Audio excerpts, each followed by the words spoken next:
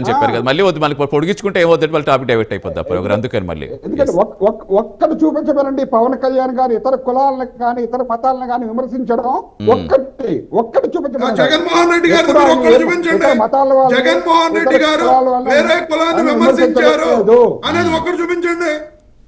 బోల్డ్ అప్పారావు గారు జగన్మోహన్ ఒక్కటి చూపించండి. మంత్రులు ఒక్కటి వేరే కులాన్ని జగన్మోహన్ రెడ్డి గారు విమర్శించారు అనేది ఒకటి చూపించండి.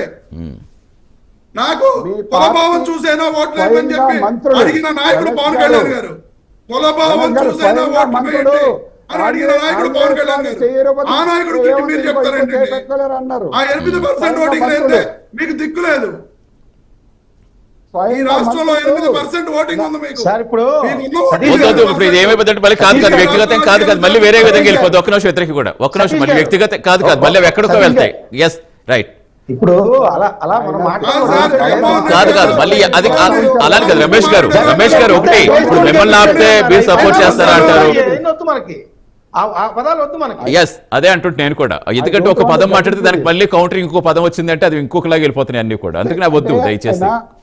అసలు మామూలుగా సున్నితమైన అంశాలు, ఈ కుల మతాలను సున్నితమైన అంశాలు, వీటి గురించి అంతసేపు మాట్లాడుకోవడం కరెక్ట్ కదా. కానీ మనకి ఎందుకు అంటాను, ఎందుకు ఇంకా ఇలాంటి గురించి మాట్లాడుకోవాల్సిన అవసరాలు వస్తున్నాయి. ఇప్పుడు ఆ ప్రాంత ఒక్క నిమిషం అండి, చెప్పకూడదు కదా అప్పారావు గారు అబద్ధాలు మాట్లాడకూడదు, జగన్మోహన్ రెడ్డి గారు అలా కాదండి. పార్టీల పరంగా ఉన్నప్పుడు మీకు ఆయన చెప్పిన అబద్ధాలుగా ఉంటున్నాయి, ఆయనకి మీకు చెప్పిన అబద్ధాలుగా ఉంటే మీ పార్టీలో మీరు మాట్లాడతారు అనుకుంటే ఇప్పుడు అలా కాదు. మన రాష్ట్ర వ్యాప్తి నేను ఏది మాట్లాడినా వాస్తవాలు మాట్లాడాను. జగన్మోహన్ రెడ్డి గారు ఒక్క కులం గురించి రెచ్చగొట్టిన మాటలు గానీ ఒక కులం గురించి తప్పుగా మాట్లాడిన మాటలు సేమ్ అలా కాదు. అంటే ఇక్కడ రమేష్ గారు ఇప్పుడు ఆయన చెప్పింది ఏంటి, ఇప్పుడు పవన్ కళ్యాణ్ గారు ఏం చెప్తున్నారు, మన కులాలు మన గౌరవించిన ఎదురు మతాలు కూడా గౌరవించాల్సిన అవసరం ఉంది, వాళ్ళకు కూడా మనం అవసరం ఉందని చెప్తున్నారని ఆయన చెప్తున్నారు. నాయకుడు పవన్ కళ్యాణ్ గారు అంతకుముందు కులం వద్దన్నాడు. అదే అంటుంటే ఇప్పుడు ఇలాంటి విషయాలు ఏమవుతాయంటే చాలా ప్రొలాంగ్ అయిపోతే మనం ఇలా పొడిగించుకుంటే, అదే నేను అంటున్నాను. ఒక్క నిమిషం, వాళ్ళు అసెంబ్లీకి వస్తే కరెక్ట్ గా ఏం మాట్లాడాడు పవన్ అసెంబ్లీకి వస్తుండే ఇక్కడ మాట్లాడు, ఇక్కడ మాట్లాడండి, తీసుకోండి.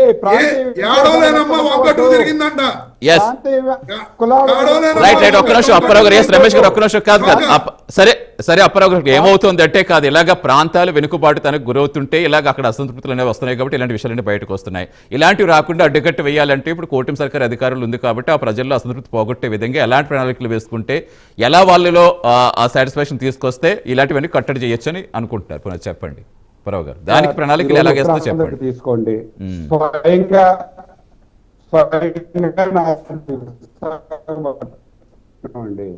ఎప్పుడు 30 సంవత్సరాల విశాఖ నగరాన్ని ఎప్పటి నుంచో అంటే ప్రభుత్వాలు ఏ ప్రభుత్వం ఉన్నా